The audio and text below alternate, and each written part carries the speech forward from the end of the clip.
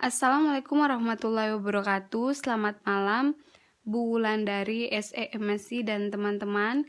Kami dari kelompok 3 yang beranggota.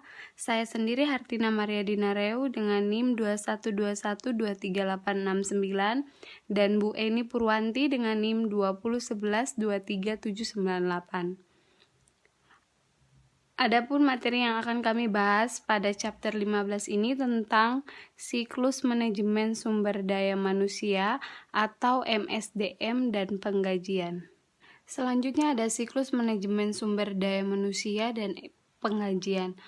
Pengertiannya adalah serangkaian aktivitas bisnis dan operasi pengolahan data terkait yang terus-menerus berhubungan dengan mengelola kemampuan pegawai secara efektif.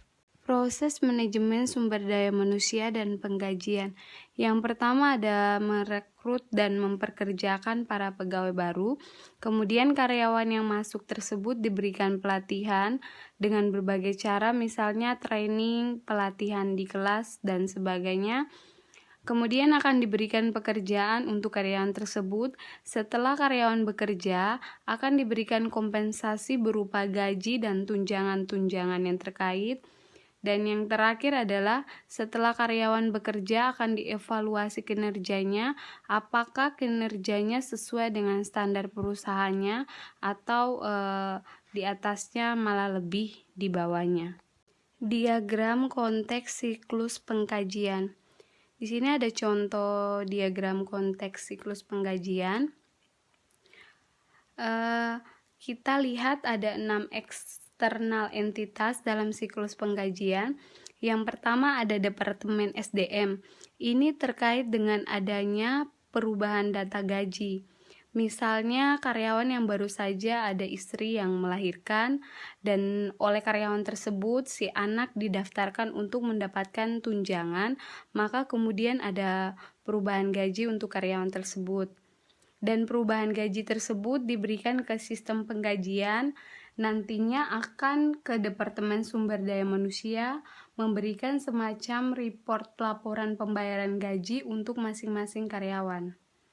Kemudian dari berbagai departemen ada data tentang waktu dan kehadiran. Ini biasanya berpengaruh dalam sistem penggajian perusahaan yang memberikan tunjangan transportasi. Kemudian ke government agency, misalnya ke Dirjen Pajak ini akan memberikan tentang laporan pembayaran pajak dan laporan pemotongan pajak PPh 21. Kemudian dengan karyawan payroll sistemnya akan memberikan paycheck atau slip rangkaian secara elektronik maupun secara fisik. Kemudian ke bank, payroll check sistemnya akan memberikan semacam cek atau daftar pembayaran gaji ke bank yang nantinya akan diteruskan ke karyawan. Dan kemudian untuk perusahaan asuransi, kalau perusahaannya memberikan premi asuransi kepada karyawan, misalnya asuransinya seperti asuransi kesehatan.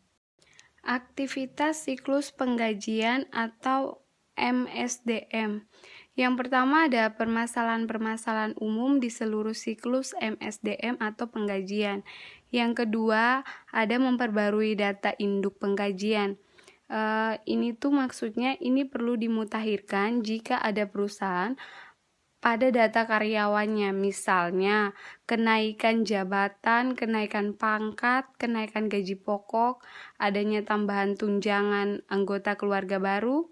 Nah, maksudnya hal ini tuh diperlukan agar nanti gaji yang akan memang sudah sesuai dengan yang harus diterima oleh karyawan. Yang ketiga adalah memvalidasi data waktu dan kehadiran.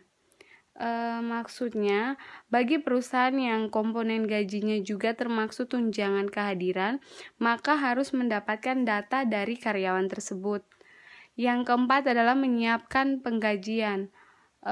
Daftar gaji ini berupa gaji pokok, tunjangan-tunjangan, dan untuk potongan-potongan untuk PPh pribadinya, untuk pembangunan BPJS, pensiunan, dan lain-lain.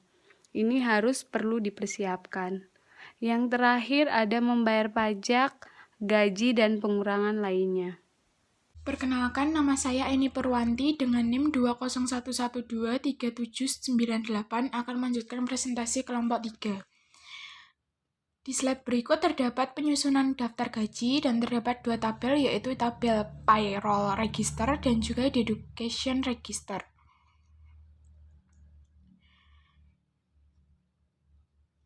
Selanjutnya adalah permasalahan umum MSDM atau penggajian. Terdapat ancaman yang pertama adalah data yang tidak akurat dan tidak valid. 2. Pengungkapan informasi sensitif tanpa izin. 3. Kehilangan atau kerusakan data. 4. Mempekerjakan karyawan yang tidak memenuhi syarat dan berbahaya. Yang kelima, pelanggaran Undang-Undang Tenaga Kerja.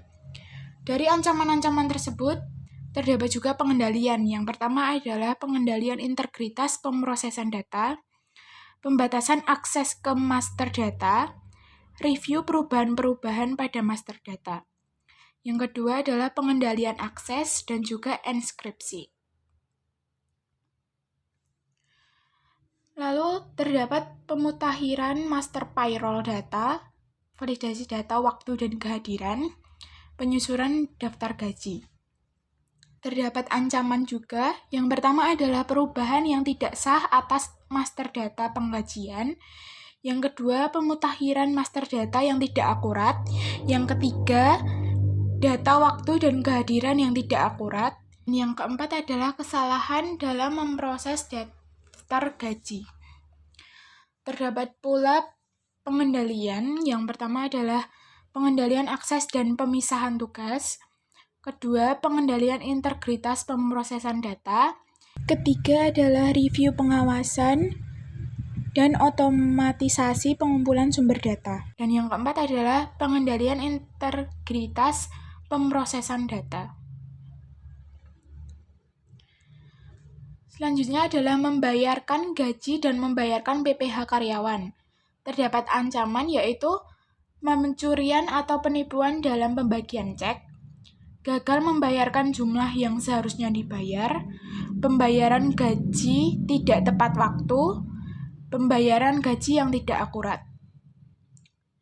Pada pengendaliannya adalah batasi akses ke cek untuk pembayaran gaji dan bayar gaji via transfer ke rekening bank, membuat sistem otomatis untuk pembayaran gaji yang tepat waktu, membuat sistem otomatis untuk pembayaran gaji yang tepat waktu, pengendalian integritas proses, dan juga review pengawasan.